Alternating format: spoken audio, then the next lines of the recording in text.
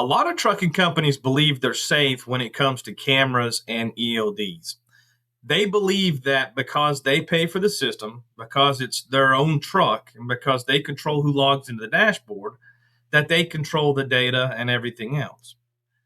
That assumption is exactly what's getting companies into a lot of trouble right now.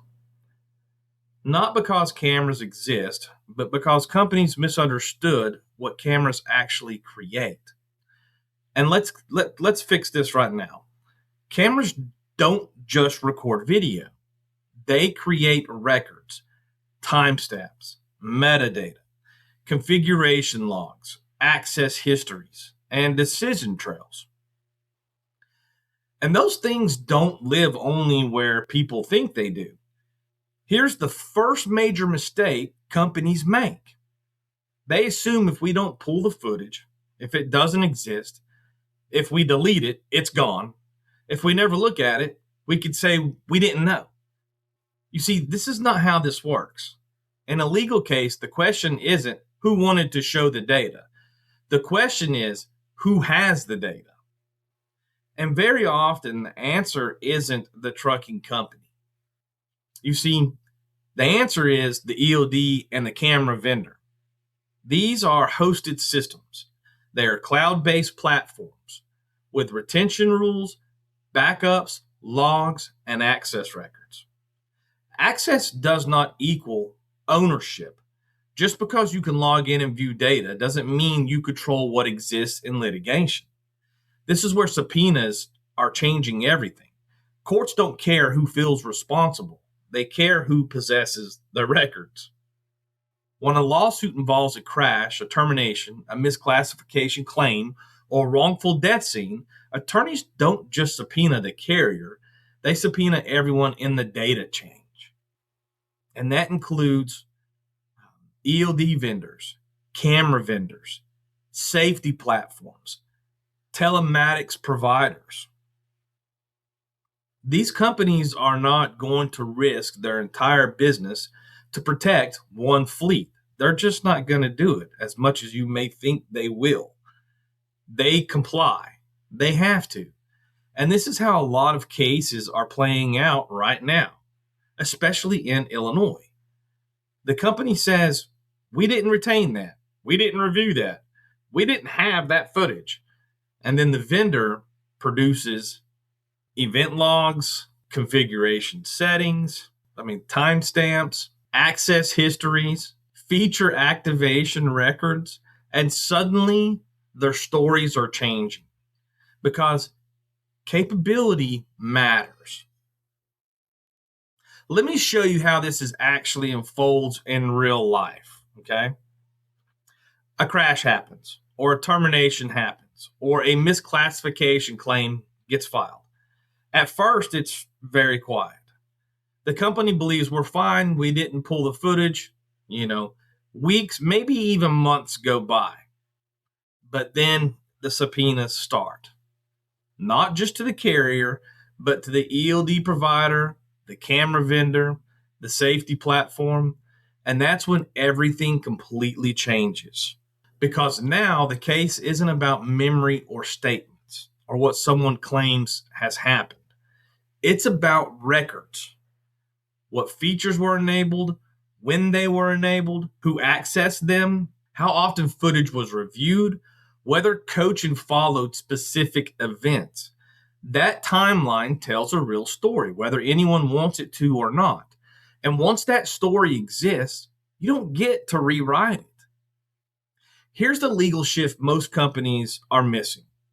Courts care less about whether you looked at the data and more about whether you could have known. Once a system is capable of showing behavior, once it's enabled, and once it's used for coaching, discipline, or direction, claiming ignorance stops working. Knowledge creates duty. Duty creates liability. This has hit 1099 companies even harder because being independent contractors lives and dies on control. A 1099 company can offer freight, they can describe the job, they can negotiate the terms, but what they cannot do It's forced you to take the freight, dictate what states you must run, control how that work is performed, direct how you load, discipline you based on real time monitoring. Those choices belong to the contractor. They always have. And that's where the 1099 manipulation is starting. That's what being 1099 actually means is the driver has control, not the company.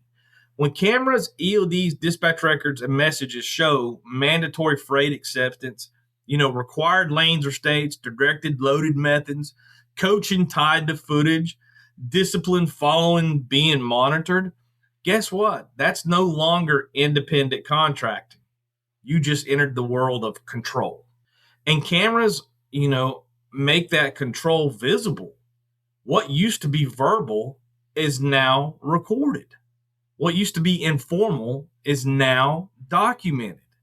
What used to be deniable is now timestamped. That's why these systems changed liability so fast. So, what does this actually mean for drivers? It means you need to stop thinking about cameras as just video. You need to think about documentation. If you're a 1099 driver and a company's requiring freight acceptance, dictating what states you must run, telling you how to load, they're actually screaming through you through the phone or trying to coach you based on camera footage or disciplining you because of based on monitoring. That's not something you argue about in that moment. Quit getting mad about it. This is something that you keep records of: messages, instructions, dispatch notes, policy languages. Like they used to tell us in school, write it down because patterns matter. All right. One instruction doesn't change classification. A documented pattern does. And cameras make those patterns visible.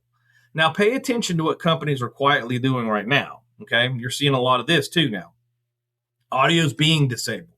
Inward facing cameras are becoming driver controlled. Retention periods are being shortened. Policies are being rewritten to say safety only. Look, that's not generosity. This is what we call risk management, because companies are realizing that the real exposure isn't the accident, it's the paper trail. And that's why misunderstanding camera data is so dangerous. You don't get to decide what matters after something happens, okay? The courts decide. The lawyers decide. And data has a way of telling the story, whether anyone likes it or not. Cameras aren't evil, but cameras misunderstood create records, control, and liability that nobody planned for. Drivers lose when they don't understand this. Companies lose when they assume they're in control. And if you're a driver, understand this before there's a problem.